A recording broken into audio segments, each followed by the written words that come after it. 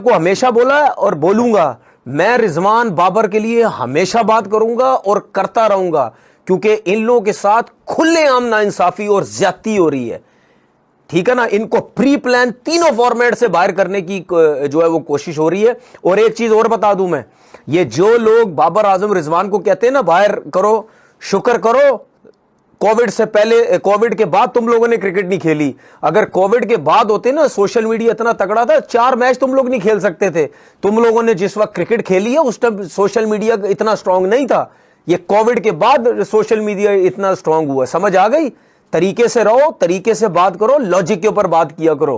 Personal होके अपनी दुश्मनियां निकाल के ये सब कुछ करके इन दोनों के पीछे मत पड़ो। समझ आ गई? कौन सी दुनिया की रिप्लेसमेंट है, मुझे ये बता दो कि आपके 2 लड़के, चलो पूरा पाकिस्तान कहता है ना, जो हमारे पूरा पाकिस्तान का मतलब ये जो यूट्यूबर, ये मीडिया वाले बाबर के पीछे पड़े हुए हैं, ठीक है, चलो मैं कहता हूं बाबर की आप बात करते हैं, आखिरी 3 इनिंग में भी 41 रन है 28 बॉलों पे, मैं चलो उसको साइड पे कर देता हूं। रिजवान का क्या कसूर है? क्या रिजवान T20 में परफॉर्म नहीं कर रहा था? 47 की उसकी एवरेज है। पीएसएल में परफॉर्म किया उसने, फिर पीएसएल में चौथे 5वें नंबर पे था, उसका क्या कसूर है?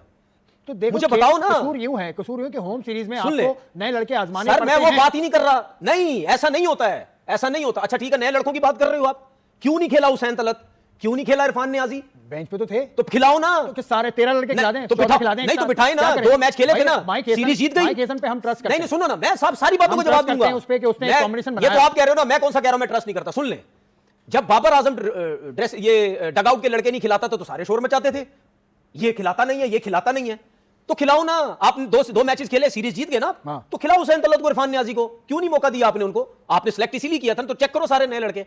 वो तो इरफानुल्लाह नियाजी का रिप्लेसमेंट हो गया, वो तो फिर तैयब ताहिर का रिप्लेसमेंट हो गया। हर पोजीशन पे खेल पाएगा भाई, मैं वो बात नहीं कर रहा, मुझे रिप्लेसमेंट ला के दो, बाबर आजम और रिजवान की रिप्लेसमेंट ला के दो मुझे। हां, हसन नवाज बांग्लादेश के खिलाफ ओपन करते, ठीक है, उसके बाद आपके पास और ओपनर्स हैं, वो ओपन करते, फिर मैं कहता वो ओपन करते, सुन तो लेना मेरी बात, ये ओपन करते बांग्लादेश के अगेंस्ट, फिर मैं कहता हूं हां यार नया बच्चा आया है, रिप्लेसमेंट आया है बाबर रिजवान की, अब इसको एज अ ओपनर पूरे मौके मिलेंगे। दोस्तों स्वागत है आप सभी का। जैसा कि आप सबको पता है कि तनवीर अहमद के बारे में, 3rd क्लास घटिया इंसान जिसकी लोग बेइज्जती उसके देश में ही करते हैं, इंडिया में तो होती ही रहती है। वो बाबर आजम का, बाबजी द किंग का कितना बड़ा चमचा है, दिन भर बाबर बाबर चिल्लाता रहता है। अभी पाकिस्तान ने बांग्लादेश को T20 सीरीज़ में बिना बाबर आजम और मौलाना रिजवान के 3-0 से हराया। फिर से ये तनवीर रोने लगा, बोल रहा है बिना बाबर के पाकिस्तान की कोई टीम बन ही नहीं सकती, बाबर ही हमें वर्ल्ड कप जितवाएगा। उसको सारे पीसीबी वाले मिल के टीम से निकालना चाहते हैं, और जब तक मैं रहूँगा बाबर का चाटूँगा, कोई मुझे रोक नहीं सकता है। बाबर का कोई रिप्लेसमेंट टीम में हो ही नहीं सकता, चाहे कोई कितना भी रन बना ले, बाबर की जगह ले ही नहीं सकता है। आइए दोस्तों देखते हैं इस चमचे की रंडी रोना। मेरा ये सवाल है, क्या बाबर आजम और रिजवान का रिप्लेसमेंट मिला इस सीरीज के अंदर? पहले मेरा सवाल। मुझे लगता है मिल गया। ठीक है, फखर जमान रिप्लेसमेंट है बाबर आजम की? नहीं, बाबर की रिप्लेसमेंट नहीं है, वो बाबर के होते हुए फखर की जगह। आप सुन तो लेना, मैं यही कह रहा हूँ, रिप्लेसमेंट होती क्या? पहले मुझे कोई ये समझा दे, रिप्लेसमेंट का मतलब क्या होता है? रिप्लेसमेंट का मतलब ये होता है कि अगर बाबर गया तो रिप्लेसमेंट तगड़ी किस्म की आनी चाहिए, ऐसी ही है ना। रिजवान गया, रिप्लेसमेंट तगड़ी किस्म की आनी चाहिए, इसको कहते हैं ना रिप्लेसमेंट। हाँ, फखर जमान आपके पास ओपनर, वो तो कब से बाबर आजम के साथ और रिजवान के साथ भी खेलता रहा। बाबर फखर की तो अपनी रिप्लेसमेंट जब आएगी, फखर जब मैं आपसे यही कह रहा हूं, तो इंडिविजुअली बहुत अच्छा प्लेयर है। मैं बाबर और रिजवान की रिप्लेसमेंट एज अ ओपनर बात कर रहा हूं। जो हम बातें करते हैं ना, रिप्लेसमेंट आ गई बाबर, मैं एज अ ओपनर बात कर रहा हूं, ये समझे। फखर जमान नहीं खेलता रहा इनके साथ, जमाने से खेल रहा है, नया लड़का तो नहीं है। बिल्कुल नया लड़का नहीं, मैं तो फखर को अलग कर रहा हूं। बिल्कुल नया लड़का नहीं है। साइम अयूब के 30 T20 हो गए, कितने? 30। एक 50 है, एक 100 भी नहीं है। साइम अयूब नया लड़का है। देखो साइम इस वाले से वो अभी फिटनेस अपनी रिगेन कर रहा है। मैं वो बात नहीं कर रहा, अनफिट इंजरी ये हो ना, ये क्रिकेट का हिस्सा, मैं वो बात ही नहीं कर रहा। मैं इस टाइम बात कर रहा हूं बाबर आजम रिजवान ड्रॉप और नया लड़का रिप्लेसमेंट में, ठीक है। साइम अयूब क्या रिजवान और बाबर के साथ एज ओपनर नहीं खेलता रहा T20 में? 30 T20 हो चुके हैं, खेलता रहा है, ठीक है। पॉइंट क्या है, एक सुने ना, एक 50 है, 21 की एवरेज और ये सब कुछ। हारिस ने 17 T20 खेले, नया लड़का तो नहीं, 17 खेले, ठीक है। नया लड़का मैं इस सूरत में कह सकता हूं कि उसने सिर्फ 17 मैचेस खेले। नया लड़का सुन ले, तो कभी तो नए थे ना, ये भी सुन तो ले, मैं आ रहा हूं, मैं सब बातों को जवाब दूंगा आपको। तो सुनता हूं, आज आपकी बात सुनता हूं। 17 मैचेस खेले, 17 मैचेस में एक 100 किया जो उसने कल किया, एक 50 भी नहीं है। वो पहला है जिसने ओपनर के अलावा 100 किया है। मैं वो कह रहा हूं, बाबर रिजवान ने तीसरा नंबर, ओपनर नहीं तीसरा, बाबर रिजवान इस टाइम बात हो रही है, इस टाइम बात हो रही है पहले नंबर से लेकर तीसरे नंबर की रिप्लेसमेंट की। 17 मैचेस एक लड़के को मौका देते हैं जिसका नाम है मोहम्मद हारिस, ठीक है। उसने 17वें मैच में जाके 100 किया, 16 मैचेस में कोई 50 नहीं था। नया लड़का तो नहीं।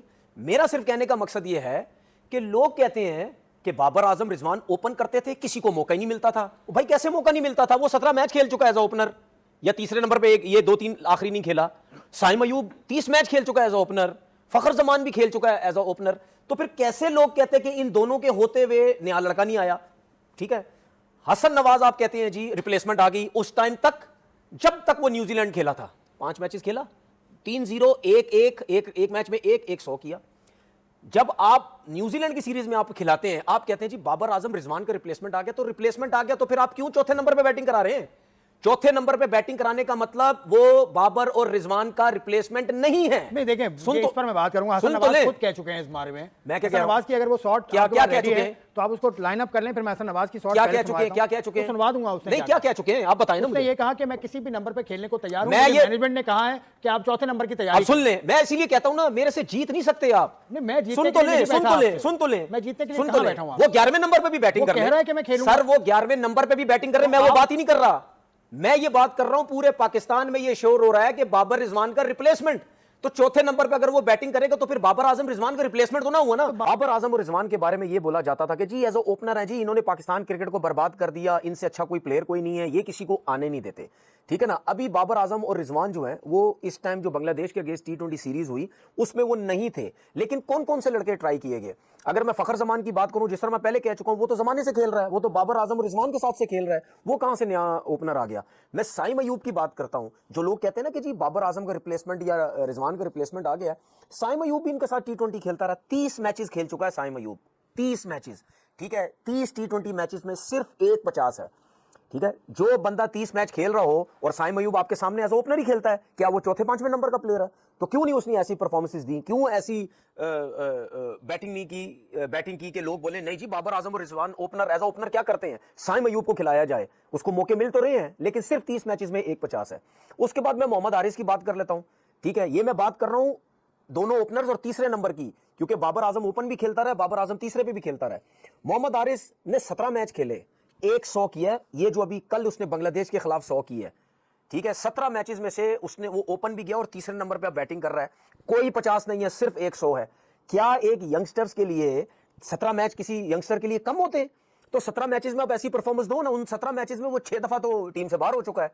कोई सिलेक्शन कमेटी आती उसको खिलाती थी, कोई सिलेक्शन कमेटी आती उसको नहीं खिलाती थी। तो फिर ये कैसे इन्होंने रन क्यों नहीं किए? फिर उसके बाद अब मैं साहबजादा फरहान की बात करता हूं। साहबजादा फरहान ने 11 T20 के मैच खेले हैं इससे पहले। ये जो सीरीज बांग्लादेश की, इससे पहले 11, ठीक है। मैं मानता हूं कि उसको जो न्यूजीलैंड के अंदर भी सीरीज दी गई, वो 6, 7, 8वें नंबर पर उसको बैटिंग करवाई गई, वो मैं उस हक में नहीं हूं क्योंकि वो ओपनर है। मैं मानता हूं कि ठीक है जी, उसको प्रॉपर अब मौका मिल रहा है एज अ ओपनर, जो कि हो सकता है वो आगे चल के शायद परफॉर्म भी करे। 1-50 है उसका, सिर्फ 11 मैचेस में 1-50 है। तो फिर आप कैसे कह सकते हैं कि बाबर आजम रिजवान का जो है वो रिप्लेसमेंट आ गया है? तो फिर आप कैसे कह सकते हैं रिजवान और बाबर को T20 क्रिकेट में आप फारिग कर दें?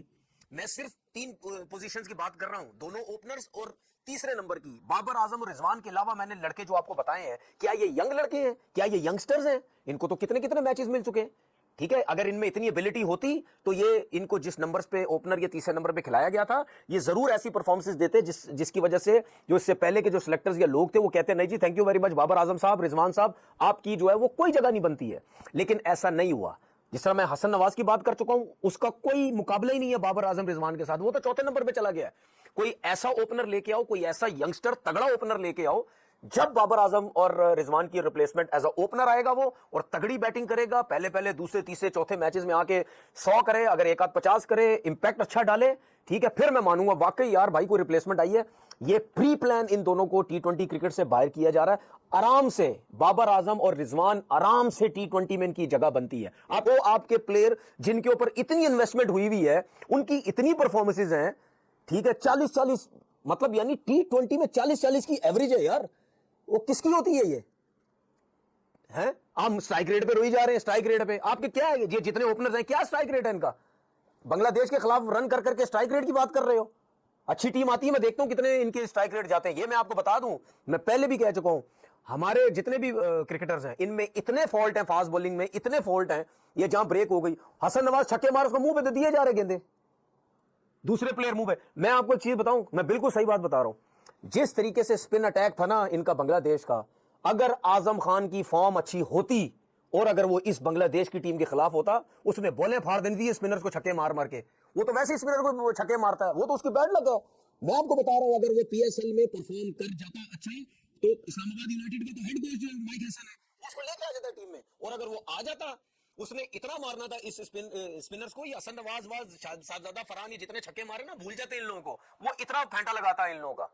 समझ आ गई। और मैंने आपको हमेशा बोला है और बोलूंगा, मैं रिजवान बाबर के लिए हमेशा बात करूंगा और करता रहूंगा, क्योंकि इन लोगों के साथ खुलेआम नाइंसाफी और ज्यादती हो रही है।